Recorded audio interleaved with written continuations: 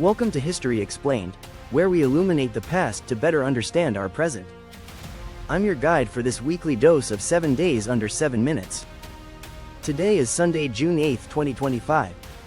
As we do every Thursday, we explore cultural insights, traditions and expressions of human creativity that continue to define and enrich our civilizations. This week, from June 2nd to June 8th, we highlight cultural celebrations, revivals, and controversies from around the world that show how heritage continues to shape contemporary identity. We begin in Morocco, where the city of Fez hosted the 29th annual Festival of Sacred Music from June 2nd to June 8th. The event brought together artists from over 30 countries to perform spiritual and devotional music in venues that date back centuries. From Sufi chants to Andalusian orchestras, the festival emphasized how music serves as a universal language that bridges cultures, religions, and philosophies. With its setting in one of the world's oldest continuously inhabited cities, the festival reminded participants of the enduring power of tradition in fostering peace and dialogue.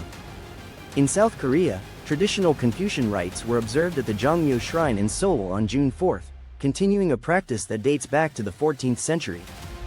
The Jongmyo Daege ceremony, once interrupted by colonialism and war, has been carefully preserved and is now recognized by UNESCO as intangible cultural heritage.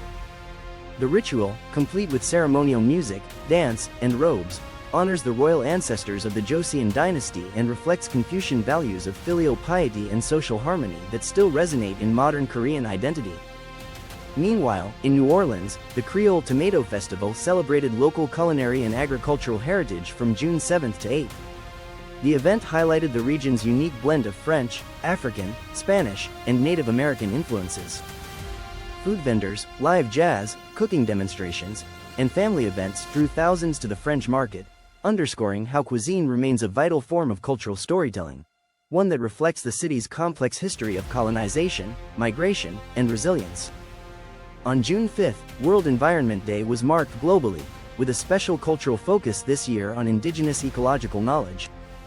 In Australia, Canada, and the Amazon basin, communities hosted public exhibitions, storytelling circles, and land walks to demonstrate how traditional environmental practices align with modern conservation science. These cultural events reinforced the idea that heritage is not just about the past, it's also a key to surviving the future. In Barcelona, the Primavera Sound Festival continued to evolve as one of Europe's most influential cultural gatherings. Though primarily known for music, the 2025 edition featured panels and performances centered on digital identity and cultural hybridity, examining how globalization and technology are redefining traditional cultural boundaries. Artists blended flamenco with electronic beats and spoken word with visual art, creating a living laboratory for how tradition adapts in the digital age. India's Ministry of Culture announced on June 6 the official launch of a new digitization campaign for ancient Sanskrit manuscripts, aiming to preserve and make accessible texts currently stored in temples and private libraries. This project, combining AI-powered transcription with public archiving, sparked national discussion on how to responsibly modernize the preservation of spiritual and philosophical traditions without commodifying or distorting their meaning. In the Democratic Republic of Congo, the Mwaka Congo Festival kicked off on June 8, celebrating Kinshasa's vibrant urban culture with fashion shows, contemporary dance, and traditional storytelling. The event's theme this year, Memory and Momentum, honored ancestral traditions while spotlighting how younger generations are using music, art, and digital media to redefine Congolese identity in a post-colonial world. And finally, in Japan, the release of a new anime film adaptation of The Tale of Genji sparked international interest in classical Japanese literature.